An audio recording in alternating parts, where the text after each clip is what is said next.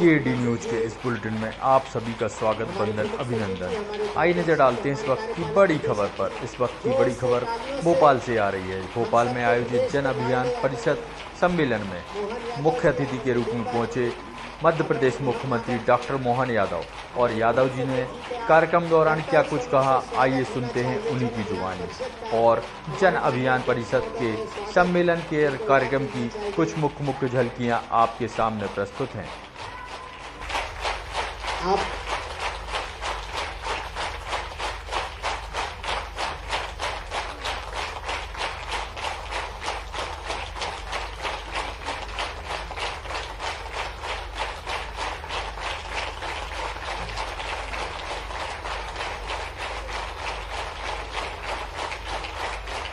परिषद के माननीय अध्यक्ष अति विशिष्ट अतिथिगणों के साथ भारत माता के चित्र पर पूरे प्रदेश की 8.5 करोड़ जनता की ओर से पुष्प अर्पित कर रहे हैं। विघ्न विनाशक गणेश जी से प्रार्थना कर रहे हैं कि इस प्रदेश का सदैव मंगल हो, इस राष्ट्र का सदैव मंगल हो, भारत माता की सदा जय हो। यह हम सभी का सौभाग्य है कि माननीय मुख्यमंत्री जी परिषद के अध्यक्ष भी हैं, अध्यक्ष उपाध्यक्ष माननीय मंत्री जी, प्रमुख सचिव जी और कार्यपालक निदेशक जी सभी हमारे बीच उपस्थित हैं और दीप प्रज्वलित कर इस समग्र ग्राम विकास के विभिन्न आयामों पर आयोजित उन्मुखीकरण का उद्घाटन सत्र में सम्मिलित हो रहे हैं। आप सबका कोटि कोटि आभार। आपका परिषद परिवार की ओर से हार्दिक आत्मीय अभिनंदन। तालियों की गड़गड़ाहट से यह हॉल गूंजता रहना चाहिए। माननीय अध्यक्ष और देश के यशस्वी प्रदेश के यशस्वी मुख्यमंत्री जी, जय जय। अब आग्रह कि अपने स्थान पर खड़े हों वंदे मातरम के लिए।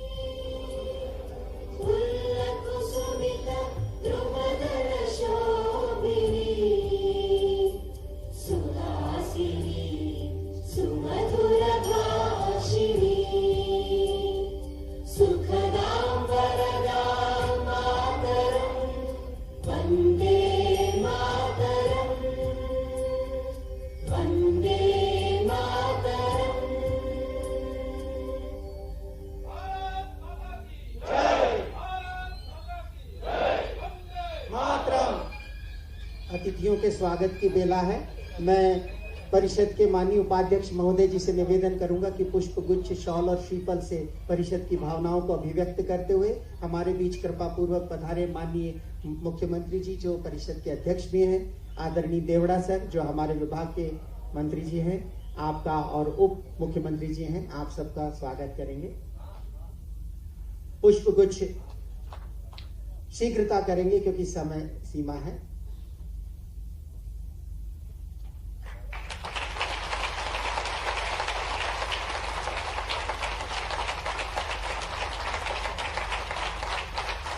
ये केवल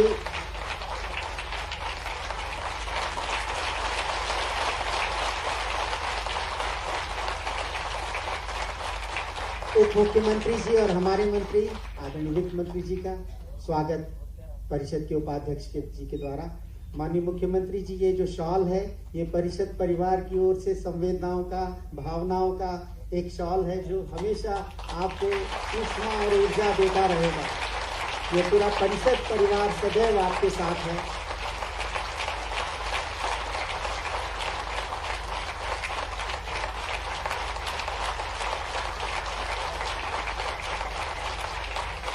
कार्यपालक निदेशक महोदय जी से अनुरोध कि हमारे माननीय उपाध्यक्ष जी का पीएस सर की ओर से माननीय मुख्यमंत्री जी और उप मुख्यमंत्री जी का स्वागत। आदरणीय संजय कुमार शुक्ल जी कृपापूर्वक हमारे बीच हैं। हमारे प्रमुख सचिव हैं, उप मुख्यमंत्री जी का स्वागत करेंगे।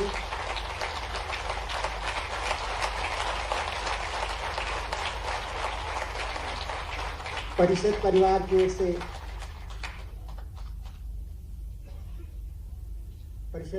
की ओर से आदरणीय कार्यपालक निदेशक महोदय, मंचस्थ अतिथियों का ये हम सबका सौभाग्य है कि आज मुख्य अतिथि के रूप में डॉक्टर मोहन यादव सर, जो हमारे माननीय मुख्यमंत्री और हमारे अध्यक्ष हैं, श्री जगदीश देवड़ा जी, श्री मोहन नागर जी जो हमारे यशस्वी उपाध्यक्ष हैं, श्री संजय कुमार शुक्ल जी जो आदरणीय प्रमुख सचिव हैं, और वीरेंद्र पांडे जी जो हम सब के मार्गदर्शक हैं, उन सब के द्वारा सभी का स्वागत मंच पर हो रहा है।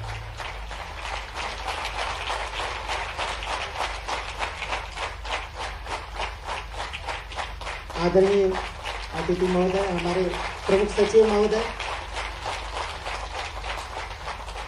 आपके कृपा पूर्वक पधारने पर परिषद परिवार आह्लादित है और आपको बार बार कोटि कोटि नमन कर रहा है। आयोजन की संक्षिप्त पृष्ठभूमि के लिए मैं परिषद के माननीय कार्यपालक निदेशक धीरेन्द्र कुमार पांडे सर से निवेदन कर रहा हूं कि वे आज के कार्यक्रम की पृष्ठभूमि सबके सम्मुख रखें। आदरणीय पांडे सर।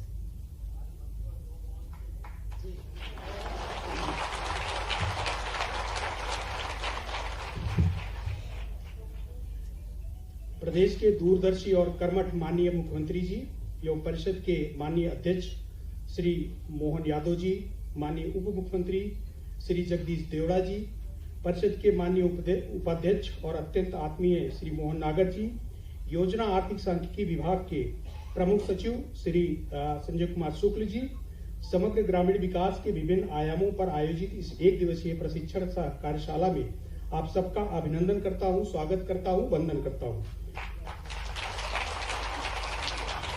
माननीय मुख्यमंत्री जी, शासी निकाय की बैठक में आपने परिषद के से कुछ अपेक्षाएं की थी। आज आप से यह बात साझा करते हुए मुझे संतोष है कि परिषद ने सक्रियता से सभी आयामों पर वांछित पहल की है। आपके निर्देशों के केंद्र में आदर्श ग्राम थे, आत्मनिर्भर और स्वावलंबी। आज का यह आयोजन आपके सानिध्य में उसी संकल्प के प्रति परिषद परिवार की संकल्प प्रेरणा का पर्व है। आज पूरा परिषद परिवार आपके सम्मुख है और आपके मौलिक मार्गदर्शन का आकांक्षी है। इस कार्यशाला में उन सभी आयामों पर उन्मुखीकरण और प्रारंभिक प्रशिक्षण प्रदान किए जाने की योजना है, जो आने वाले समय में परिषद गतिविधियों के केंद्र में होंगी। परिषद की ताकत सर उसका नेटवर्क है। परिषद जन अभियान परिषद की वर्तमान संरचना 10 संभाग समन्वयक, 51 जिला समन्वयक, 313 विकासखंड समन्वयक और सर योजना प्रस्फुटन योजना अंतर्गत 24,300 प्रस्फुटन समितियां। सर इसमें वो 23,000 पंचायतों में से सिर्फ 2,000 के आसपास पंचायतों हम कवर नहीं कर पाए हैं। बाकी शेष पंचायतों में प्रस्फुटन समितियों का गठन हुआ है। सर 1565 सेक्टर में नवांकुर संस्थाएं और इसके साथ 1565 ही परामर्शदाता और 42,000 CMC-ADP के स्टूडेंट्स। इस प्रकार से सर कुल परिषद प्रदेश भर में 2,75,000 का सब नेटवर्क है। बेहद बहुत इसके परिषद के नेटवर्क में विभिन्न कार्यक्रमों और अभियानों के माध्यम से अनेक स्वैच्छिक, सांस्कृतिक, धार्मिक और अन्य प्रकार के संगठन आते हैं, जिसमें परिषद का सतत सार्थक संपर्क बना हुआ है। इस नेटवर्क का उपयोग परिषद शासकीय योजनाओं में जन भागीदारी और शासन के योजनाओं और कार्यक्रमों से लोगों को जोड़ने में करती है। फलतः परिषद के नेटवर्क का किसी भी योजना का कार्यक्रम से जुड़ना सफलता की शर्त बन जाता है। सर परिषद की मूल योजना प्रस्फुटन है। मंतव्य यह था कि ग्राम स्तर पर स्वैच्छिकता के इस भाव को संपोषित कर संगठनात्मक स्वरूप दिया जाए। जब वे पैरों पर खड़ी हो जाए तो अगले अच्छे प्रशिक्षण और आर्थिक संबल से इन्हें और अधिक सक्रिय बनाया जाए, ग्राम विकास की गतिविधियों से जोड़ा जाए, ग्राम में ही ग्राम के हित चिंतकों का समूह तैयार हो और विकास के लिए सिर्फ सरकारी प्रयासों पर ही अवलंबित ना होकर खुद आगे आकर समस्याओं का समाधान करें और भविष्य की राह भी निकालें। स्वैच्छिकता तंत्र की परिपक्वता की दूसरी स्थिति का द्योतक परिषद की एक अन्य प्रमुख नवांकुर योजना है। इस योजना के अंतर्गत जैसा नेटवर्क में बताया कि 1565 नवांकुर संस्थाओं का चयन होता है। सर, नवांकुर संस्थाएं एक स्वैच्छिक संगठन के रूप में हैं, जिनका विधिवत पंजीकरण और ग्राम विकास का अनुभव भी है। परिषद इन समितियों को प्रत्येक सेक्टर स्तर पर चयनित करती है। ये लीड संस्थाएं अपने अंतर्गत आने वाली प्रस्फुटन समितियों का समन्वय और मार्गदर्शन भी करती हैं। विगत 2 दशकों की उपलब्धि परिषद का नेटवर्क निर्माण रही है। सर, अब अगले दशक की चुनौती इस नेटवर्क को गतिमान रखते हुए सुस्पष्ट कार्य योजना सौंपने की है। परिषद ने अन्य शासकीय विभागों की योजनाओं के अनुश्रवण, मूल्यांकन और सोशल ऑडिट किए जाने के में इस नेटवर्क का उपयोग करने की संकल्प शक्ति व्यक्त करते हुए शासन का वो प्रस्ताव दिया है, जिस पर आशानुकूल कार्रवाई अपेक्षित है। सर, परिषद गतिविधियों के आयामों में सबसे नया आयाम मुख्यमंत्री सामुदायिक नेतृत्व क्षमता विकास, chief minister community leadership development programme है सर, जिसमें परिषद चित्रकूट के ग्रामोदय विश्वविद्यालय के साथ मिलकर राष्ट्रीय शिक्षा नीति के दिशा निर्देशों के अनुरूप सतत विकास लक्ष्यों पर आधारित सामाजिक कार्य स्नातक और परास्नातक पाठ्यक्रम संचालन कर रही है। सर, इसमें इस वर्ष 27,000 से अधिक छात्र छात्राओं ने प्रवेश किया है। सर, इस प्रकार से सीएमसीएलडीपी में 22,000 छात्र छात्राओं का ऊर्जावान नेतृत्व गांव-गांव में परिवर्तन दूत के रूप में है। इसका प्रभावी उपयोग शासन की योजनाओं को जन जन तक पहुंचाने और विश्वसनीय फीडबैक शासन तक पहुंचाने में किया जा सकता है। सर, परिषद में परंपरागत मूल्यों के साथ आधुनिकता को भी अंगीकार किया है। परिषद का पूरा अमला डिजिटल गैजेट से लैस है। आंकड़ों का संकलन MIS पर होता है। परिषद की वेबसाइट ग्राम विकास के क्षेत्र में सबसे बड़ी अनौपचारिक शिक्षक है, जिसके 10 लाख उपयोगकर्ता हैं। परिषद अपनी पहुंच और प्रभाव के विस्तार के लिए सोशल मीडिया के प्रभाव और उपयोग की रणनीति तैयार करती है, जिसका प्रत्यक्ष प्रभाव आपको आने वाले समय में निश्चित ही देखने को सर मिलेगा। माननीय मुख्यमंत्री जी, आप हमारे अभिभावक हैं और शुभेच्छु हैं। परिषद परिवार की आकांक्षाओं को आपके सम्मुख रखा जा चुका है। विश्वास है कि आपके प्रेरक नेतृत्व से चुनौतियों को त्वरित समाधान सुनिश्चित होगा। मैं आनंदित हूं कि परिषद परिवार को आज अध्यक्ष और उपाध्यक्ष दोनों को आत्मीय सानिध्य मिल रहा है। यह सानिध्य और इसमें सतत बना रहे, इस आकांक्षा के साथ में आप सभी की आगमन की प्रति कृतज्ञता का भाव ज्ञापित करते हुए अपनी वाणी को विराम देता हूं। सर, मैं सभी आप लोगों से खड़े होकर फिर पुनः एक बार सभी से माननीय मुख्यमंत्री जी का, अपने अध्यक्ष का स्वागत अभिनंदन करता हूं सर।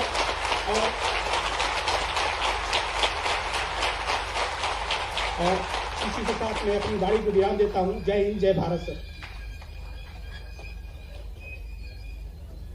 इस क्रम में परिषद के माननीय उपाध्यक्ष आदरणीय मोहन नागर जी से निवेदन है कि वे अपना उद्बोधन रखने की कृपा करें।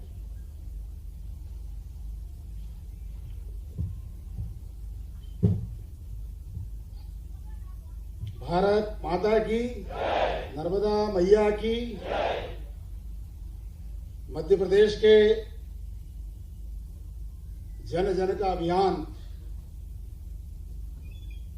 ऐसी मध्य प्रदेश जन अभियान परिषद के आज प्रांत स्तरीय प्रशिक्षण सह कार्यशाला में मंच पर विराजमान मध्य प्रदेश के हमारे यशस्वी मुख्यमंत्री डॉक्टर मोहन यादव जी, माननीय उप मुख्यमंत्री आदरणीय जगदीश देवड़ा जी, हमारे विभाग के प्रमुख सचिव आदरणीय संजय कुमार शुक्ल जी, परिषद के कार्यवाहक निदेशक डॉक्टर वीरेंद्र कुमार पांडे जी, समग्र ग्राम विकास के विभिन्न आयामों पर आयोजित इस 1 दिवसीय प्रशिक्षण कार्यशाला में मैं आप सबका अभिनंदन करता हूं, स्वागत करता हूं। मेरे लिए यह अत्यंत सौभाग्य की बात है कि माननीय मुख्यमंत्री जी ने मुझे जन अभियान परिषद का गुरुतर दायित्व दिया है और मध्य प्रदेश के विकास के लिए, माननीय मुख्यमंत्री जी का सपना साकार करने के लिए जितने हमारे कर्मठ कार्यकर्ता यहां पर उपस्थित हुए हैं, मैं आप सबका भी अभिनंदन करता हूं और स्वागत करता हूं। माननीय मुख्यमंत्री जी ने समग्र ग्राम विकास और आदर्श ग्राम विकास की जो कल्पना हमारी साधारण सभा में हमको दी है, हमको उसे साकार करना है और उसके लिए हमने एक व्यापक योजना बनाई है कि किस तरह से हमको एक आदर्श ग्राम की संकल्पना को पूर्ण करना है और किस प्रकार से मध्य प्रदेश में हजारों आदर्श ग्रामों की एक श्रृंखला हमको खड़ी करना है। हमारे देश के प्रधानमंत्री आदरणीय मोदी जी कहते हैं कि भारत के गांव बदल रहे हैं, स्मार्ट गांव बन रहे हैं, पक्के गांव बन रहे हैं, और उनका यह कहना है कि हमारे गांव का शरीर ये भले ही शहर का बन जाए, लेकिन उसकी आत्मा जो है वो शहर की नहीं बनना चाहिए। उसके लिए जन अभियान परिषद काम करेगी कि हमारे गांव की जो आत्मा है वो गांव की आत्मा बनी रहे। आदरणीय मुख्यमंत्री जी, हमारे नेटवर्क में 2 प्रमुख और संस्थाएं काम करती है। सीएम सीएलडीपी तो हमारे छात्रों का एक बहुत बड़ा संगठन है, लेकिन नवांकुर संस्थाएं और ग्राम प्रस्फुटन संस्थाएं, ये 2 संस्थाएं हमारे जन अभियान परिषद की एक रीढ़ है, और यही हमको समाज के बीच में लेकर के समाज के बीच में कार्य करने को प्रेरित करती है। नवांकुर में तो अंकुर फूट रहे हैं, लेकिन माननीय मुख्यमंत्री जी, हमारी प्रस्फुटन थोड़ी कुमला रही है। आप इसके ऊपर हमारा विशेष ध्यान देंगे तो ज्यादा अच्छा रहेगा। मुझे आपने यह दायित्व सौंपा है। मेरा अतीत जो है वो मध्य प्रदेश जन अभियान परिषद है। मैं बैतूल जिले का 2 बार जन अभियान परिषद का उपाध्यक्ष रहा हूं। मेरा वर्तमान आपने जन अभियान का किया है, और मेरा भविष्य भी जन अभियान परिषद रहे, ऐसी मैं कामना करता हूं कि जन अभियान परिषद के माध्यम से समाज और हमारे मध्य प्रदेश की सेवा का एक अवसर मिला है। परिषद का एक बड़ा नेटवर्क है, और इस नेटवर्क में हमारे जो 313 ब्लॉक में काम करने वाले विकास खंड के जो समन्वयक है, हमारे जो जिलों के समन्वयक है, और जो संभाग समन्वयक है, और जो प्रांत स्तरीय टीम है, वो इस काम को करने के लिए और दिन रात एक करती है। मैं अभी 6 संभागों में दौरे करके आया हूं, और इन 6 संभागों के कार्यकर्ताओं से व्यक्तिगत बातचीत करके आया हूं। 15 से लेकर के 20 दिन 22 दिन तक प्रवास करने वाले, अपने घर छोड़ करके काम करने वाले कार्यकर्ताओं की टीम हमारे पास में है, जो मध्य प्रदेश के लाखों लोगों को प्रेरणा दे रही है। 3 लाख से अधिक कार्यकर्ता प्रतिदिन काम करने वाले हमारे साथ में हैं, जो मध्य प्रदेश के 8.5 करोड़ लोगों की आकांक्षाएं पूर्ण करने के लिए सरकार के साथ कंधा से कंधा मिला करके खड़े हैं। माननीय मुख्यमंत्री जी, हमारा जो काम है वह कार्य समाज में एक जागृत नेतृत्व खड़ा करना है। समाज को समरस, संगठित और सामुदायिक नेतृत्व देने के लिए हमारा जो बीएसडब्ल्यू एमएसडब्ल्यू का कोर्स चल रहा है, वो एक प्रभावी कोर्स है। मैं अभी एक गांव में गया था प्रवास के समय, बैतूल जिले के, वहां पर वाय गांव करके एक गांव है, वहां की सरपंच मेरे पास आई कि आज जो मैं सरपंच बनी हूं, ये बीएसडब्ल्यू एमएसडब्ल्यू के कारण बनी हूं। मुझे बोलना नहीं आता था, मुझे बात करना नहीं आता था, लेकिन मैंने ये कोर्स किया, मुझे बोलना सिखाया, और गांव वालों ने मुझे मिलकर के सरपंच बना दिया। तो हम नेतृत्व विकास का, जो मध्य प्रदेश के मुख्यमंत्री नेतृत्व विकास योजना का एक हिस्सा है, तो गांव गांव में इस प्रकार के हजारों नेतृत्व और हमारे सामने जन अभियान परिषद के माध्यम से बन रहे हैं। आदरणीय मुख्यमंत्री जी, मैं अपना ज्यादा समय नहीं रहते हुए आपके मार्गदर्शन की अपेक्षा करता हूं, और साथ ही आपने अल्प सूचना पर हमारे और इस निमंत्रण को स्वीकार किया, उसके लिए आपका आभार प्रकट करता हूं। हम जन अभियान परिषद के कार्यकर्ता आपके अन्य विभागों की तरह और सरकार को पैसा ला करके नहीं दे सकते। अधिकांश विभाग जो है सरकार को धन ला करके देते हैं, लेकिन हम जन को लेकर के आने वाले लोग हैं, हम जन को लेने वाले लोग हैं। और इसलिए मध्य प्रदेश जन अभियान परिषद के बारे में ये कहावत है, आदरणीय जन अभियान परिषद की जो संकल्पना करने वाले और हमारे अनिल माधव दवे जी थे, उनकी जो अवधारणा को लेकर के हम काम करने वाले हैं, वो कहते थे कि जन अभियान परिषद वो अभियान है कि जीवन का निर्माण यहाँ निश्चित ढलता है, यहाँ स्वर्ण मत खोज, यहाँ मानव ढलता है, यहाँ मानव ढलता है। तो इस प्रकार से हम आपकी महत्वपूर्ण योजनाओं को समाज तक ले जाने के लिए, समाज के अंतिम व्यक्ति तक ले जाने के लिए जन अभियान परिषद काम कर रहा है। समाज में जो भिन्न भिन्न प्रकार का विष जो घुलता है, उस विष को पीने वाले भी हमारे कार्यकर्ता हैं, लेकिन आपकी अमृत वर्षा हमारे पर होती रहे तो हम सब प्रकार का काम करते रहेंगे। आप यहाँ पधारे हमारे लिए, आदरणीय मुख्यमंत्री जी, उप मुख्यमंत्री जी, हमारे विभाग के सचिव, आप सबका मैं अभिनंदन करता हूँ। जय मध्य प्रदेश, भारत माता की जय, जय जन अभियान।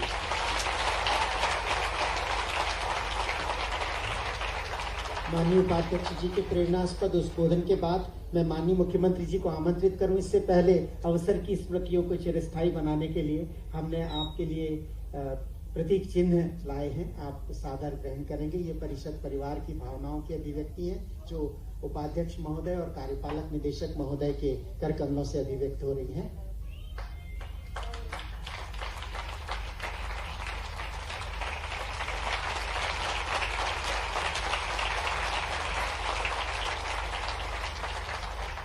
आदरणीय देवराज सर के लिए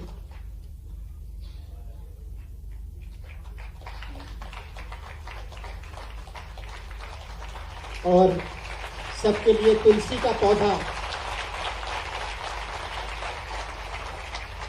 आप सब प्रदेश इसी तरह लहलहाता रहे, इसलिए तुलसी का पौधा सभी को पर्यावरण जन अभियान की रुचि का प्रमुख विषय है। सभी अतिथियों का गरिमामय उपस्थिति के प्रति कृतज्ञता, उनका सम्मान। यद्यपि उप मुख्यमंत्री जी और आदरणीय प्रमुख सचिव जी का उद्बोधन नहीं हो रहा है, पर उनकी मौन गरिमामय उपस्थिति को हम सब महसूस कर रहे हैं। करतल ध्वनि से स्वागत कीजिए हमारे परिषद के अध्यक्ष और प्रदेश के यशस्वी मुख्यमंत्री माननीय मोहन यादव जी का।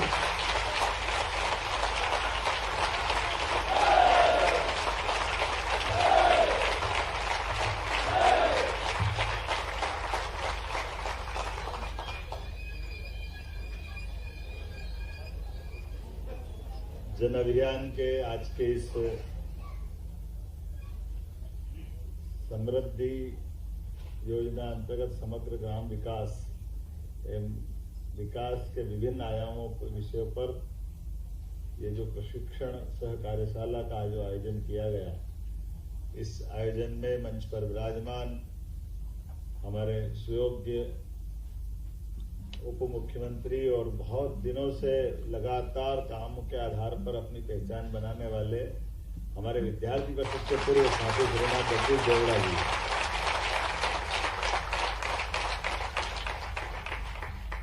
इस मंच पर ही मौजूद हमारे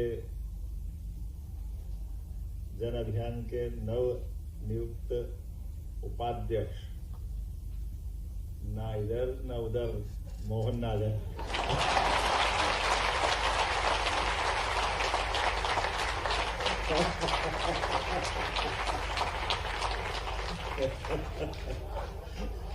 मैं ऐसा नहीं बोलूंगा, सीधी सख्त एक निगाह है सामने काम की, तो इसलिए मैंने कहा ना इधर ना उधर मोहन नागर। मंच पर ही विराजमान हमारे पीएस श्रीमान संजय शुक्ला जी, श्रीमान पांडे जी, इस अवसर पर मौजूद आप सब प्यारे भाइयों बहनों, पत्रकार साथियों,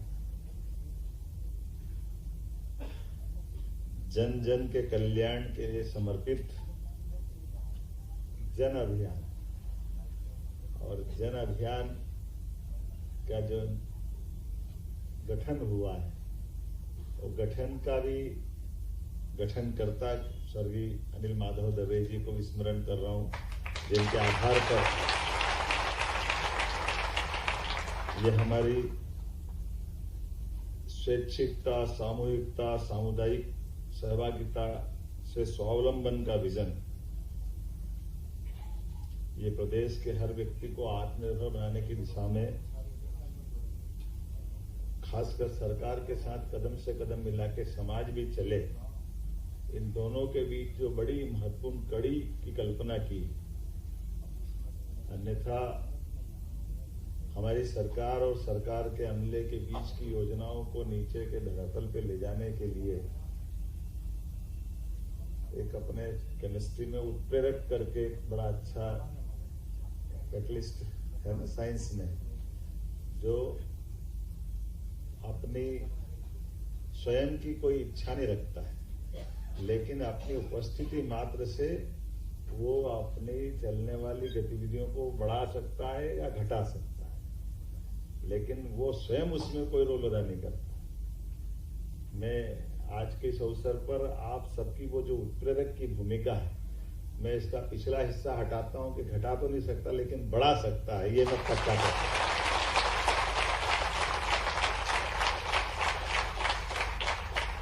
इसलिए मैंने जब नीचे से ऊपर आ रहा था तो मैंने उपाध्यक्ष जी से कहा कि जन अभियान के जन जन अभियान ये सबके अभियान का हिस्सा है।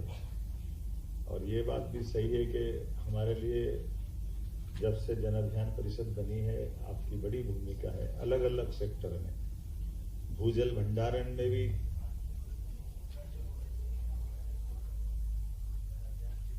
पड़े ही रहते हैं, उसका उदाहरण है। सबको 7वां वेतनमान मिला, हमको तो मिले ही नहीं।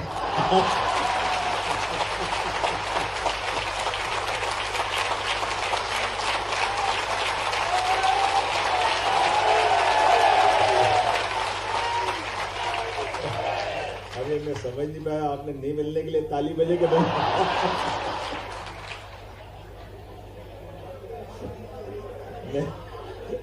मेरे को क्या मालूम आप काय के लिए बजा। भगवान करे आप ऐसे बजाते रहो तो मेरा काम परवाने चल जाए। हमारे लिए ये बहुत आनंद है। और मुझे नहीं मालूम कि मोहन नागर जी का नाम अच्छे भाव से लिए मोहन नागर जी मैंने बोल दिया उनका नाम पूरा तो, लेकिन सच्चे अर्थों में भगवान कृष्ण का नाम मोहन क्यों पड़ा, क्यों पड़ा होगा? है?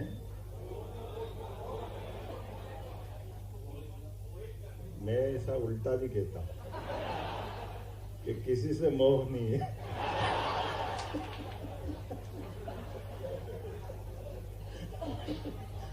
लेकिन व्यवस्था से मोह है। हमारे काम से अपने भगवान कृष्ण ने अपना पूरा जीवन, उनके जीवन की एक एक घटना को स्मरण करें। उनके हर नाम के पीछे अपने आप में कोई अर्थ निकलता है और हर नाम की अपनी एक महिमा भी है। और भगवान की उनकी जीवन की पूरी लीला के विविध पक्षों को अगर पकड़ के चले तो आपने कहा कि हमारे भारत की आत्मा गांव में बसती है। भगवान कृष्ण के जीवन की प्रत्येक घटनाओं में इस भारत की आत्मा से तादात्म्य मिलता है। उनका कहीं अलग जुड़ाव नहीं, छिपाव नहीं, सदैव लगाव। और कृति से संस्कृति और संस्कृति में होने वाली विकृति से लड़ते हुए अगर कोई अतीत के काल में 5000 साल पहले दिखाई देते हैं, उनका नाम है भगवान श्री कृष्ण, जिन्होंने ये आपके जैसे ऐसे कई अभियानों को हाथ में लिया। हर वो अभियान जो जन अभियान करती है, उनके अपने जीवन के विविध पक्षों से अपने को कदम कदम पे दिखाई देते हैं। हम उनके उन खाली केवल दृश्यों को देखें, याद करें, वो सच्चे अर्थों में उनके उस भाव को समझने का प्रयास करें तो अपने आप हमारी भूमिका या हमारा मूल उद्देश्य की पूर्ति हो जाती है। आप कल्पना करो, जल पे सबका अधिकार है, लेकिन जल पे अगर कोई नाग देवता बैठ जाए तो फन पे नाचने वाले वो है भगवान कृष्ण।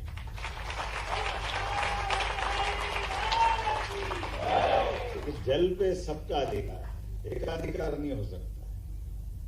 जन जन का अभियान है, जन जन का अधिकार, इसलिए वो वहां भी दिखाई देते। और नदी पहाड़ पर्वत तो सबके होते हैं, लेकिन वर्षा वाले अगर कोई घमंड पाल ले तो इंद्र से लड़ने वाले भी तो वही है, वो दूसरा कौन दिखा? ठीक है, बारिश होगी होगी, लेकिन बारिश में बारिश की अतिवृष्टि से भी निपटना आना चाहिए और बूंद बूंद को सहेजना भी आना चाहिए। इसलिए उस घटनाक्रम से भी उनके कई सारे हिस्से जुड़ते हैं और एक नहीं दो नहीं, लगातार। आपको मालूम होगा रासलीला काय के लिए होती है। अगर कोई ढंग से रासलीला का कामना या केवल उसके बारे में उस पक्ष को समझेगा तो भगवान ने रासलीला केवल अपने मित्रों के साथ एक भक्ति भाव के कारण से की, ये अगर हम माने तो थोड़ा सा इसको और समझने की जरूरत पड़ेगी। उनको उसी दिन मालूम था जिस दिन वो घर में अपने आंख खुलने के साथ ही भगवान कृष्ण ने जिस घर में अपनी जीवन यात्रा प्रारंभ की, उस जीवन यात्रा में उनको शुरू से जो कष्ट आते गए, कष्ट कभी पूतना आती है, कभी बकासुर आता, धेनासुर आता, जब देखो जब कंस के मारने के भगवान कृष्ण के जो जो उपाय होते गए, हर उपाय से लड़के निपट करके वो सामने आते गए। लेकिन ये भी अंदाज लगा लो कि गोकुल से मथुरा की दूरी कितनी है। ये दूरी की आकलन बहुत थोड़ी सी है, लेकिन उस कंस से लड़ना है, इसलिए लड़ने के लिए हमको सेना बनाना है। और सेना बनाना तो क्या पुरुष क्या महिला, तो राधे रानी को भी जोड़ा, भले ही वो विवाहित थे और उनके साथ में वो महिलाओं की टीम इकट्ठी करने आई हुई है। और कृष्ण भगवान ने अपने मित्रों की सेना बनाई और जो अपनी बाल गोपाल की सेना बनाई। हमने सबने देखा कि कंस को अगर घर में जाके परास्त किया तो कृष्ण भगवान, केवल प्रैक्टिकल कल्पना करोगे, अगर कृष्ण भगवान अकेले गए होंगे, बलराम अकेले गए होंगे, तो कोई एक सत्ताधीश, वो भी ऐसा सत्ताधीश जिसका पूरे देश में नाम चलता है, वो अपने सारी सेना और सारे सेनाधिकारियों के बीच में उस बड़े भीषण कार्यक्रम में अकेले भगवान कृष्ण बलराम कैसे मार सकते। तो ऐसा माना गया कि वो सारी टीम को लेके गए और उनको आकलन था कि आज नहीं तो कल हमको ये सामूहिक रूप से जनशक्ति की जरूरत पड़ेगी। तुमने जनशक्ति खड़ी की और जनशक्ति के भरोसे से जाकर के उसके महल के अंदर वो मल्ल युद्ध तो बहाना था, लेकिन मल्ल युद्ध के बहाने से एक के बाद एक जब उन पे आटक होते गए तो आखिरकार भगवान कृष्ण ने अपने मित्रों से कहा तुम टूट पड़ो। तो जो कंस का साथ दे रहे हैं उनके मित्र उनको मारते गए, ऊपर कृष्ण भगवान अपने बलबूते पर अकेले टूट करके कंस को मारा। तो ये जो समाज की ताकत का सबसे बड़ा उत्कृष्ट उदाहरण कोई बना तो कंस का वध नहीं बना, ये कृष्ण की विजय बनी है जनशक्ति के माध्यम से। ये हमारे समाज की ताकत मिलती तो बड़े से बड़े काम को पूरा कर सकती है। उसके बारे में इससे बड़ा उदाहरण कहाँ मिलेगा। और महिला पुरुष वो तो सबकी समानता वाला दौर था। उस दौर में उनने समाज में बहनों का, भाइयों का, सबका साथ लिया। और उसके बाद के घटनाक्रम को केवल 2-3 उदाहरण से जोड़ के अपनी बात खत्म करूंगा। उनने जीवन भर गांव से प्रेम करने के कारण किसी भी महल में रहिए, हमको मालूम भी वो दौर से आज तक हमेशा इस समाज में सोने चांदी के मुकुट का आकर्षण रहता है, लेकिन गांव की संस्कृति को जोड़ने के लिए हमने मोर मुकुट का हमेशा मोर मुकुट को प्राधान्यता दी है। ये गांव की आत्मा से प्रेम करने का उदाहरण है। वो द्वारकाधीश हो, इंद्रप्रस्थ हो, महाभारत का बड़ा से बड़ा युद्ध हो, हर जगह चाहे कोई भी मुकुट लगा, लेकिन मोर मुकुट लगा करके उनने अपनी जनता के साथ खड़े होने की हमेशा ये अपने मन की भावना का प्रकटीकरण किया। ये हम सबका सौभाग्य है। आज के इस अवसर पर जन अभियान ने उसी गांव की मूल आत्मा को बचा करके, क्योंकि हम सब काल के प्रवाह में सत्ता आएगी जाएगी, शासन व्यवस्था, लेकिन इस देश की सबसे बड़ी विशेषता है कि गांव बचेंगे तो देश बचेगा। ये पक्का है। हमारी जो मूल संस्कृति जो महात्मा गांधी के शब्दों में भी है कि हमारी भारत की सच्चे अर्थ में आत्मा कहीं है तो गांव में। और इसलिए काल के प्रवाह में कई दुश्मन आए गए हमारे अपने को गुलाम बनाने के लिए, लेकिन वो नगर से आगे नहीं बढ़ पाए। और नगर तो वैसे ही हमारे पास हमने कहा ही है कि नगर की सीमाओं से गांव की सीमाओं का केवल संपर्कित भाग है। नगर ने कभी हमारे गांव को अंदर उस ढंग से प्रवेश नहीं किया है। ये हमारी अपनी विशेषता भी। इसलिए गांव स्वावलंबी रहे, वो अपनी सारी चीजों के लिए अपनी मर्यादा, अपना आचरण, अपनी व्यवस्था, स्वावलंबीपन के जो भाग है वो सब बना के चलते गए। इसलिए गांव की मूल आत्मा को बचाए रखने के लिए, गांव के स्वरूप को सरकार के साथ सरोकार करने के लिए, केवल उस भाव को जिंदा रखने के लिए काल के प्रवाह में हमारे गांव और विदेशियों के गांवों को जो अंतर कर लेते हैं, ये जो शासन की व्यवस्था है, शासन की व्यवस्था में शोषण और दोहन, तो अपने क्या कह रहे हैं दोहन, और दोहन शब्द कहां से आया है ना, ये आपने हमारे प्रचारक जी अच्छे से बताते हैं। अब आ ही रही है हमारी गोपाष्टमी भी आ रही है और गोवर्धन पूजा भी आ ही रही है। तो हमारा जो मूल भाव है कि उस ग्वाले के समान है जो गाय माता से दूध भी लेता लेकिन उसके बच्चे के लिए भी बचाता, और गाय माता भी अपना दूध खुद चुरा के थोड़ा बच्चे के लिए बचाती। तो लेने वाला भी पेट भर ले लेकिन मूल चीज से भी बचे रहे। तो ऐसी व्यवस्थाओं के आधार पर गांव के अंदर की जितनी अच्छाइयां सबको पुनर्स्थापित, गांव का जल स्रोत अपना बने, गांव का ऊर्जा का स्रोत अपना बने, गांव में खेती किसानी को लेकर के हम क्या क्या कर सकते हैं, हमारे पास शासन की व्यवस्थाओं के आधार पर सामाजिक जन कल्याण की योजना वो कैसे पालन कर सकते हैं, खेती के प्रकार कितने प्रकार से हो सकते। अभी मैं गडकरी जी के सुन के आ रहा था, तो वो बता रहे थे कि आपने ब्राजील, इजराइल इधर भी थोड़े अपने लोगों को भेजना चाहिए। तो बता रहे थे हम सोयाबीन अभी अपने खेत में कितनी होती है पर बीघा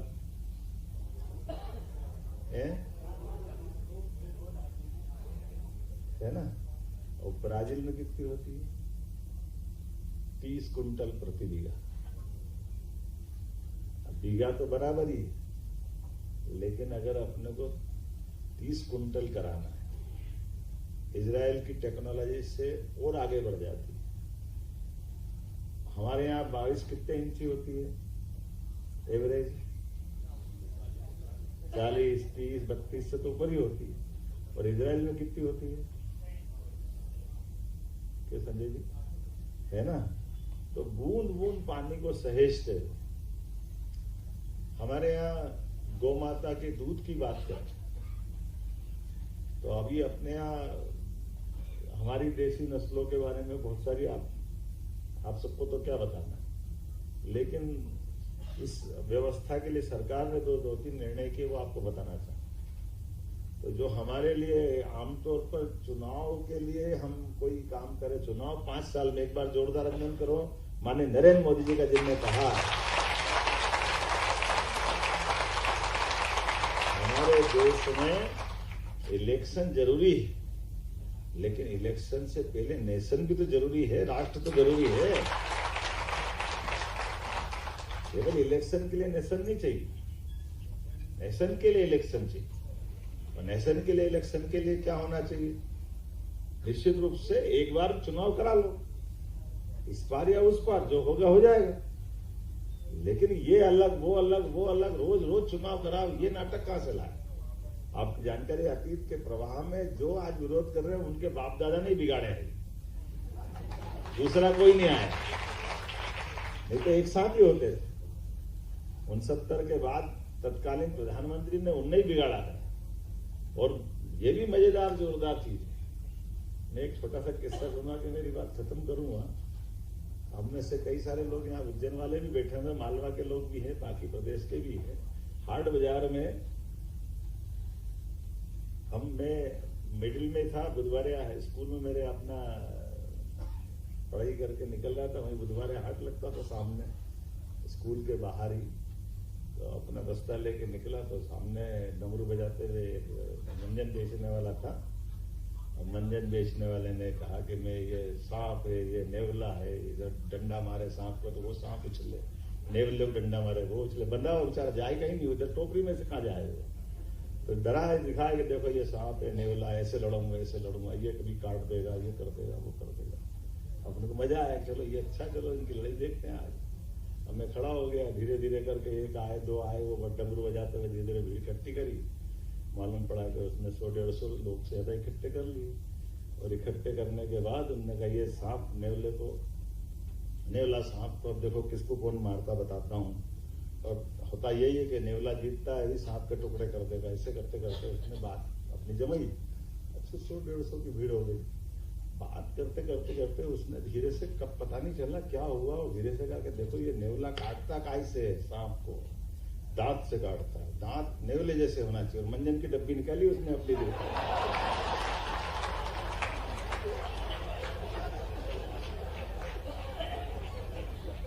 ये मंजन की डब्बी अगर है तो दांत आपके भी नेवले जैसे हो जाएंगे। ऐसा करते करते किस किस के दांत खराब है, वो दांत खराब तो जीवन खराब है, ये वो अपने उसने वो सांप नेवले तो धरे रहेगा। 100-150 डब्बी बेच दी उन्होंने अपने। अब आखिरी तक अपन तो मंजन वाले खरीदने वाले थे नहीं, लेकिन जिज्ञासा थी कब लड़ाई कब लड़ाई कब लड़ाई। हम तो खड़े रहे आखिरी तक, धीरे धीरे करके सब जाने लगे आखिरी तक। फिर मैं ही अकेला बच गया, सबसे पहले मैं ही खड़ा था। उसने इस सांप को पिटारी में बंद करा, नहीं बोला। मैंने कहा भैया ये तो बंद कर रहे हैं, इनको लड़ाएगा कब? तो उसने कहा भैया तुम घर जाओ, मेरे को कल फिर मंजन बेचना है।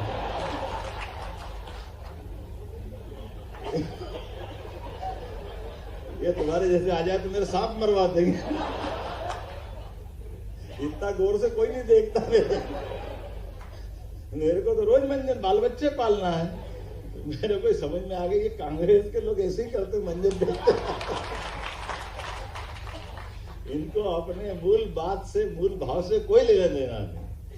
इनके अपने कुछ भी बात जो भी कर दिया। आप बताओ संविधान का उल्लंघन किसने किया? संविधान धता बताते हुए कोर्ट ने, सुप्रीम कोर्ट, हाई कोर्ट ने इलाहाबाद से प्रधानमंत्री को अयोग्य घोषित किया, उनने आपातकाल लगा दिया, सभी कोर्ट के पावर खत्म कर दिए। आरक्षण का सबसे बड़ा खिलवाड़ यही हुआ। 25 साल ही तो हुए थे उस समय केवल, लेकिन 25 साल के अंदर संविधान की बैंड बजाने का काम अगर किसी ने किया तो जोरदार अभिनंदन करो विपक्ष वालों का, जिन्होंने, और अपनी सेना वालों के लिए और जोरदार ताली बजाओ। हमारी सारी सेना को, सेना,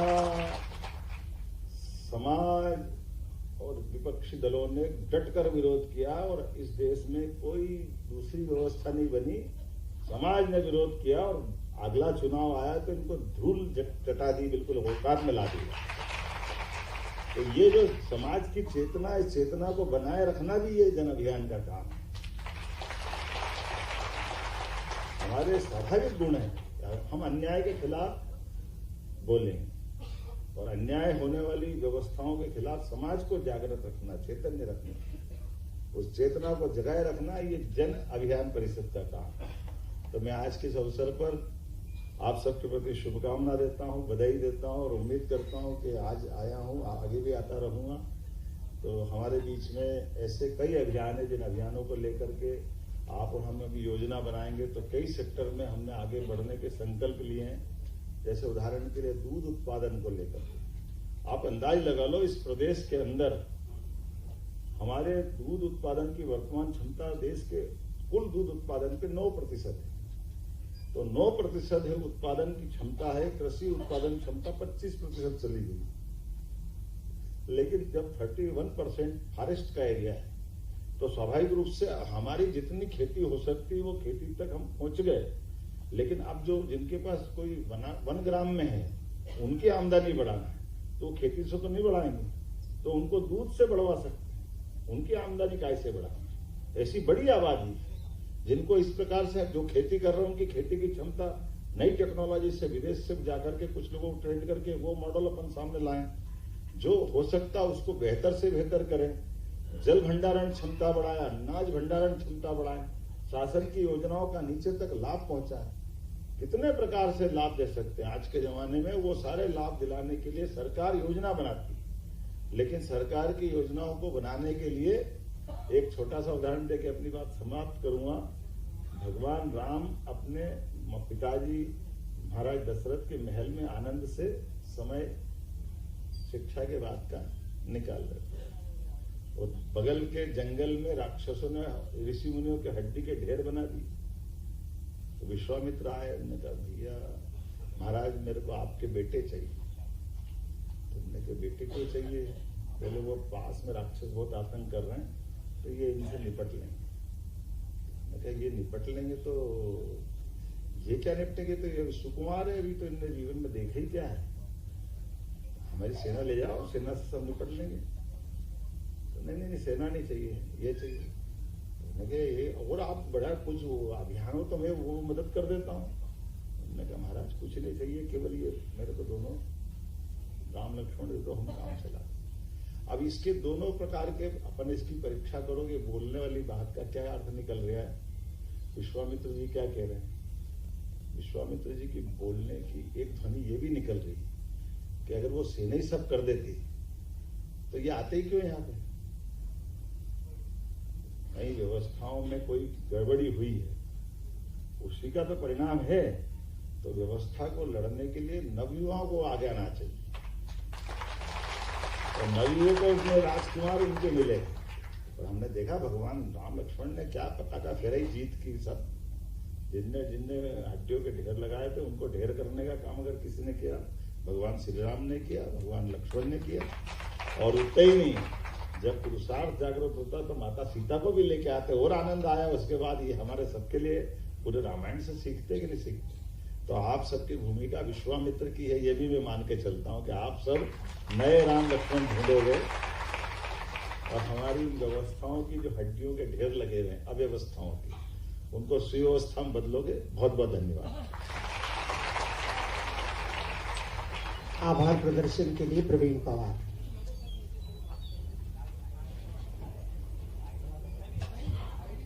समृद्धि योजना अंतर्गत समग्र ग्राम विकास के प्रशिक्षण सह कार्यशाला में हम लोगों के मंच विराजमान और परिषद परिवार मोहन वाले जो एक 7वां वेतनमान शब्द बोला, उससे जो हमारे सभी कार्यकर्ताओं को आदरणीय मुख्यमंत्री जी के जो मोहन है और मोहन शब्द का जो न्यूज़ 24 ऑन है सर, विशेष यात्रा भी है।